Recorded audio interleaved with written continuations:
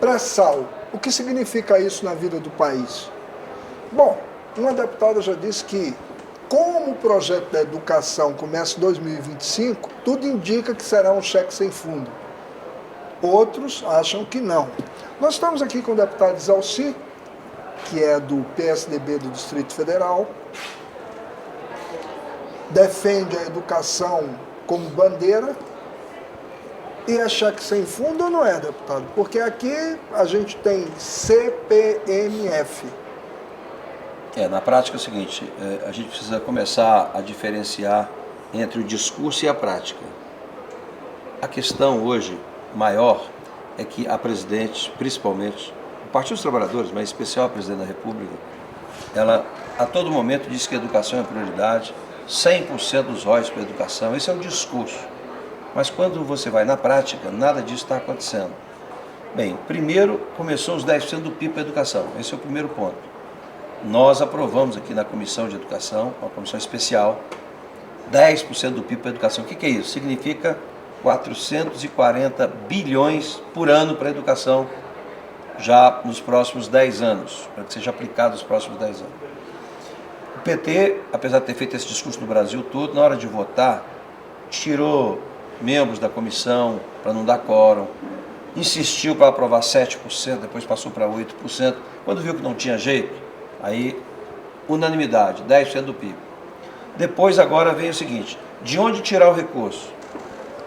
Nós sempre defendemos que royalties, dinheiro do petróleo, que é uma coisa extra-orçamentária, é um dinheiro que não entraria normalmente, é um dinheiro extra, não poderia. Dinheiro que não sai do bolso do contribuinte. Não sai do bolso do contribuinte, exatamente. Foi em função das pesquisas que foram feitas, do desenvolvimento da ciência e tecnologia do país e descobriu realmente o petróleo. Agora, nós não podemos deixar que esse recurso vá para custeio, que entre no superávit primário, nessas contas do governo, na conta do governo.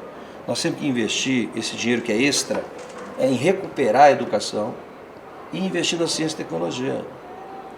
Ou seja, nós temos que investir no futuro do país, nas bases, agora, na infraestrutura. A educação tem aí décadas de defasagem. Nós temos agora recuperar isso. A melhor forma seria usar o dinheiro do petróleo, dos royalties. Bem, aí então, a origem para pagar os 10%, o governo diz que tem que pegar do petróleo. Ok.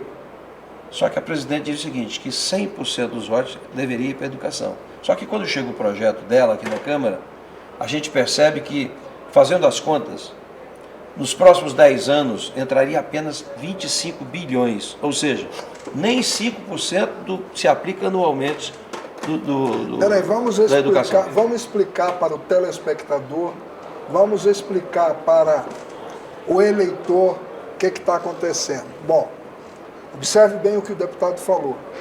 10% do PIB todo ano, 400 bilhões. Em 10 anos, 4 trilhões, deputado. Aí, de repente, se resume para 25%. Deputado, que conta maluca, que estelionato é este? Deixa eu dizer para você, hoje, atualmente, o que se investe em educação é um pouco mais de 250 bilhões, ou seja, um pouquinho mais de 5% do PIB. Nos próximos 10 anos, nós temos que dobrar esse recurso, ou seja, daqui a 10 anos, no final de 10 anos, nós temos que estar aplicando em educação, por ano, 440 bilhões, ou seja, dobrar o que é hoje, evidentemente falando no recurso de hoje. Para dobrar esse recurso, esse dinheiro tem que vir de algum lugar. Parte dele virá do orçamento. Mas a outra parte, nós defendemos que venha dos royalties, do petróleo. Só que, o que o governo fez? O governo fez um discurso de que 100% dos royalties do petróleo tem que ir para a educação. Só que o projeto que ele mandou para a Câmara, quando nós fomos analisar para votar, primeiro, este recurso só entraria daqui a 10 anos. E mesmo assim, fazendo as contas, daria no máximo 25 bilhões nesses 10 anos, não é por ano, nos 10 anos. Quer dizer, ou seja, nada em relação ao PIB. Não, mas vamos explicar quem paga a conta. Desses 4 trilhões possíveis, seria reduzido para qualquer coisa em torno de 250 bilhões, suprimindo os 400 bilhões. dos 4 trilhões, que são os 10 anos, mas não são, na prática não é bem isso. É porque é o seguinte, os 10% do PIB, ele terá que ser atendido até o final dos 10 anos, ou seja, ele pode gastar agora 250 bilhões, o ano que vem 260, no outro ano 270, lá no final de 10 anos, no último ano tem que estar aplicando naquele ano 440 bilhões no dinheiro de hoje, né, que é o 10% do PIB. Acontece que para chegar nesse valor, nós temos que pegar dinheiro dos royalties. Só que o projeto que a presidente mandou para cá, apenas 25 bilhões, daria apenas 25 bilhões de royalties para a educação. Nós aprovamos um outro texto, foi feita aqui uma mudança. Nós aprovamos um texto mudando de 25 para quase 300 bilhões. Quase 300, nos 10 anos. Ou seja, não é tanta coisa assim em 10 anos. O que o governo fez? Mandou para o Senado agora, e do Senado eles reduziram mais de 100, quase 150 bilhões, reduziram em relação ao que nós aprovamos na Câmara. Então, na prática, o governo faz um discurso, mas na hora de votar as matérias que ele manda, não é exatamente o que ele diz, né? Não espelha exatamente a realidade. Então, é muita enganação, né? Então, nós temos que votar agora os royalties para a educação, mas no texto da Câmara, porque o texto do Senado diminuiu o recurso, entendeu? Por isso que a gente defende o ficha limpa e a moralidade já. Isso é uma questão de ficha limpa. Pô, não se pode conceber de que se faça alguma coisa que, olha, vamos fazer o processo da educação, é importante, é necessário, nossas crianças estão abandonadas, vamos ter creche agora o tempo todo, as crianças vão... E de repente não tem dinheiro. A hora que tem o recurso, as pessoas votam. Você viu na discussão hoje, né, o que aconteceu? A bancada do PT saiu. Simplesmente vão votar com o texto do Senado. Nós aprovamos na Comissão de Educação um documento para ser lido no plenário de que a Comissão de Educação quer a votação do projeto da Câmara, que já é alguma coisa, né, que chega próximo aí de 300 bilhões para a educação. Mas o texto do Senado diminui quase 50%. Agora, deputado, a classe política está por demais desmoralizada. Quando se faz a pesquisa, olha, está uma coisa absurda. Exato. Cachorro está ganhando. Porque hoje... Exatamente, é a comparação do discurso com a prática. A pessoa faz um discurso bonito e na prática não acontece. É a mesma coisa. As pessoas estão vendo hoje, em toda a mídia, propaganda de 2 em 2 minutos, do governo. As pessoas ficam olhando a propaganda da educação, da saúde, da segurança, só que quando ele chega na escola dele, do filho dele, é totalmente diferente. Professor, não tem o que está na propaganda é uma coisa, o que está na vida real é outra. Então, a gente está vivendo hoje um mundo virtual, que é o da propaganda, e um mundo real, que é a vida das pessoas. E não está fechando. Então, as pessoas ficam revoltadas. Então, é aquilo que eu estou dizendo, é a diferença entre o discurso e a prática. O que o cidadão tem que acompanhar é isso. É a fala e a execução da fala, né? Para ver se o que ele prometeu, o que ele está dizendo, ele está praticando, né? E é o que está acontecendo nesse país, é exatamente isso. As pessoas estão ficando revoltadas, porque, primeiro, todo dia tem uma questão de corrupção na mídia, e uma vai esquecendo a outra, né? As pessoas não vão apurando nada, sempre o noticiário tem uma nova, então acaba esquecendo a anterior. Ninguém fala mais da Rosemary, né? Ninguém mais fala do mensalão, ninguém fala, vai passando, todo dia tem uma coisa nova. Aí vem a Copa do Mundo. As pessoas aprenderam e viram o que é um estádio de primeiro mundo, né? Padrão FIFA. Eles descobriram o que é padrão FIFA, que foi muito bom, né? Agora o que eles querem? Exigir, e com razão, que haja padrão FIFA também na educação, na saúde, na segurança. Inclusive na eleição, né? Inclusive na eleição. Inclusive, né, a presidente disse que é padrão Filipão. Até ela com a administração foi muito infeliz, dela, né? Foi muito infeliz, porque na prática o que a gente está vendo é uma administração onde temos a ameaça da volta da inflação, a corrupção tomando conta, um excesso de custeio muito grande de gastos. Você vê, o que a presidente fez com essas manifestações? Absolutamente nada. Tentou jogar em cima do Congresso, no colo do Congresso, uma crise que não é do Congresso apenas, é uma crise principalmente do Executivo, porque ela é a presidente da República. Então o que ela deveria, quais são as iniciativas que ela teria que ter tomado? Primeira coisa, chama os ministros e corta imediatamente na carne, ou seja, reduz os ministérios. Primeira coisa. Segundo, reduzir os custos. O Brasil consome muito recurso na máquina. Hoje o que se arrecada é para pagar a máquina. E uma máquina que não funciona. O que o deputado Zalci está falando é o que você pratica na sua casa. Perdeu o emprego, dança, almoço, jantar, fora, obviamente, cinema, viagens. O que aconteceu aqui é o seguinte, o que aconteceu? Nos últimos 10 anos, nós conquistamos, e nós, na minha idade, viveu a questão da inflação.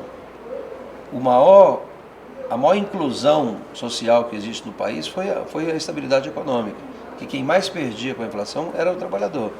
Então é o seguinte, veio a estabilidade da moeda, e nós tivemos inflação com 80% ao mês. Ao mês, o Sarney deixou fevereiro com 82% de inflação no mês de fevereiro. Então é o seguinte, estabilizamos a moeda, a economia. A partir daí, nós tínhamos que agora administrar e cuidar da qualidade. Nós já tínhamos, por exemplo, universalizado o acesso ao ensino fundamental. Então nós temos que investir na qualidade da educação. O que aconteceu? Não. É como se você estivesse poupando a vida toda, e aí entra alguém, em vez de continuar investindo, poupando, não. Pega toda a coisa, vai gastar tudo. Né? Aí gastaram tudo. Né? É o que está aí. Não investir nada, o investimento é mínimo. Né? Então, o que acontece? Você tem aí uma educação péssima, a qualidade hoje, total, né? Você vê a prova da alfabetização, 55% dos alunos no terceiro ano não sabem ler e escrever, terceiro ano do ensino fundamental. A pessoa não foi alfabetizada ainda. Aí depois ela vai sendo promovida e tal, tem deficiência no ensino fundamental, na segunda fase, chega no ensino médio, ela já não sabe nada. Por isso é que no DF, que é a capital do país, está o segundo índice maior de evasão e repetência no ensino médio. Mais de 50% dos alunos, 50% dos alunos do ensino médio abandonam a escola ou são reprovados. Né? Então você tem uma educação péssima. A saúde, as pessoas estão morrendo na fila. Né? Tem determinadas cirurgias, tem uma cirurgia que é 2 anos para você marcar, 3 anos. Né? E aí, a sorte da presidente, inclusive, é que a lei que nós aprovamos aqui da discriminação dos impostos na nota fiscal foi adiada por 1 ano. Porque se tivesse em vigor, nesse movimento todo, a hora que você chega no posto de gasolina e pede a nota e 60% do preço é imposto, e você vai na padaria, né, você vai no supermercado e pede a nota fiscal e vê que em torno de 45%, 50% é imposto, a pessoa vai ficar revoltada. Por quê? Porque o imposto é para ter educação, saúde, segurança. Aí, quer dizer, ela paga o imposto e não tem. Hoje você paga uma carga tributária que é a maior do mundo, uma das maiores do mundo, e você não tem o serviço de volta. Você tem que pagar a escola particular, você tem que pagar plano de saúde, né? Você tem que ter carro particular, porque o transporte não funciona. Então, essa é a realidade do país. E aí, a presidente faz de conta que não é com ela. E vai falar em plebiscito, quer dizer, uma coisa totalmente... Não é isso que a pessoa quer. O que as pessoas querem é padrão de qualidade na saúde, na educação, na segurança. E como chegar lá, deputado? Primeiro, sabendo administrar, que eles não sabem, né? Primeiro, né? Não se admite hoje esse custeio que está aí. Por exemplo, eu fiz várias auditorias agora. A última auditoria que eu fiz foi do Fundeb, fiz uma audiência pública aqui. O Fundeb é o Fundo da Educação do Ensino Básico, Fundo da Educação, que já é pouco, você sabe que é pouco recurso. O que aconteceu? A CGU, que é do governo, faz uma fiscalização, faz um sorteio e vai no município. É sorteio. Dos municípios que eles visitaram, 41% das licitações que foram feitas nos municípios da educação tem indício de fraude. 30% do que investe em educação no ensino básico não corresponde realmente a custo do ensino básico. Eles gastam em outra coisa e jogam na conta da educação. 16%, para você ter ideia, dos prefeitos que foram sorteados, eles sacaram o dinheiro na boca do caixa. 16% pegaram o dinheiro da educação e foram na boca do caixa e sacaram o dinheiro. Então, o que o governo acostumou? O governo acostumou aumentando o imposto. É o que você falou. O que o governo tinha que fazer? Bem, não tem mais como aumentar imposto, ninguém aguenta mais. Né? Então o que nós temos que fazer? Reduzir despesa. Se eu sou um trabalhador, né, e a coisa aperta, aumentou o custo e eu não consigo pagar as contas, o que eu tenho que fazer? Ou eu tenho que trabalhar mais um turno, ou seja, aumentar a receita, e o governo já fez isso e agora não tem mais o que fazer, porque não tem mais como aumentar a receita. Qual é a próxima etapa? Diminuir custo. Aí você corta, exatamente, você vai no restaurante, você ir no restaurante, corta o restaurante, né? Você ir no cinema, corta o cinema, e vai cortando aos poucos, porque você não tem outro caminho. Cortou, né? Aí você vai diminuir, lógico, se você compra um produto e que tem diversos produtos sendo oferecidos com preço menor, você vai com um preço menor. Deputado, o senhor acabou de falar para o nosso eleitor, para aquele que paga a conta, que o que campeia é a corrupção. Porque no momento que a CGU, Controladoria Geral da União, sorteia 17 municípios e todos eles têm problemas, quer dizer, o roubo está liberado.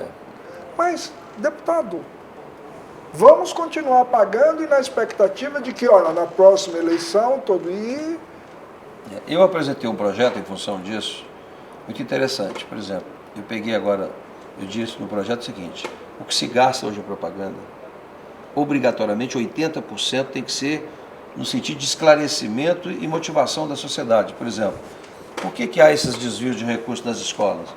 Por falta de uma fiscalização da população. Existem os conselhos escolares, os conselhos comunitários, que precisam ser incentivados para eles participarem. Ou seja, olha, eu estou mandando dinheiro para a escola tal, então a comunidade tem que cobrar isso, essa prestação de conta. Agora, se ninguém cobra, ninguém participa, o diretor que está lá na ponta não pega nota fiscal, entendeu? Gasta em outra coisa, né? Pode até ser que não esteja desviando, mas precisa ser fiscalizado. Gestão. Né? Por exemplo, nessa auditoria mesmo que eu falei do Fundeb, 35% dos gastos não tem comprovação. Pode ter acontecido, mas não tem nota fiscal, não tem o documento correspondente, né? Então, o que falta também é a população acompanhar um pouco mais, entendeu? E cobrar mais. Por que educação, saúde chegou nesse ponto? Porque as pessoas ainda acham que é de graça. Todo mundo fala assim: educação pública e gratuita para todos, saúde pública e gratuita para todos. Isso é conversa. Custa e custa muito, e nós pagamos a conta. Então, não tem nada gratuito, né? Agora, por isso que eu digo, quando sair a nota fiscal discriminada, e o cidadão saber que ele está pagando aqui, naquele momento, metade do dia que ele está pagando é imposto, ele vai cobrar. Aí, ele vai reconhecer que ele está pagando a escola, educação, saúde, segurança, etc. E vai poder exigir mais, né? E participar mais. Porque também é o seguinte, não tem como, você falou isso, não tem como você mudar as coisas que não seja através também da política, né? Então, quem não gosta de política é governado por quem gosta, né? O Ficha Limpa, deputado, está se movimentando para promover um movimento denominado moralização já. Na sua opinião, por onde passaria essa moralização? Bem, primeiro, continuar atento, né, a população mantendo essas mobilizações no sentido de acompanhar. Por exemplo, você viu que eu acabei de pegar agora as assinaturas para a CPMI da Copa do Mundo. Hoje mesmo já recebi a ligação de um senador retirando a assinatura, né? Então, nós precisamos, por isso que eu não dei entrada, porque eu preciso de pelo menos 2 ou 3 a mais para não acontecer esse tipo de coisa. Então, o que acontece? A população precisa cobrar mais. Eu já botei nas redes sociais todo mundo, quem assinou, quem não assinou. E daqui a pouco vai entrar também na rede quem retirou, quem não retirou. Eu não dei entrada ainda, exatamente por isso. Porque se eu der entrada nos 27 senadores e um retira, pronto, já comprometeu, não tem mais CPI, entendeu? Então eu preciso pelo menos 29, 30. Né? E aí como é que eu consigo? Não consigo fácil, se não tiver uma cobrança da população, né? Então, a população precisa acompanhar mais. Hoje tem internet, dá para você acompanhar tudo, tempo real até, né? Uhum. Porque, e na hora de eleger os seus representantes, realmente precisa acompanhar um pouco mais, né? Porque também tem esse detalhe, a maioria das pessoas esquecem quem votou. Então, não dá para esquecer. Primeiro, tem que saber em quem votou. Segundo, acompanhar o que ele está fazendo. Não adianta só votar também, né? Você tem que votar, acompanhar o que ele está fazendo. Se o que está fazendo é aquilo que você espera que ele faça, né? Porque na prática os deputados estão representando os eleitores, né?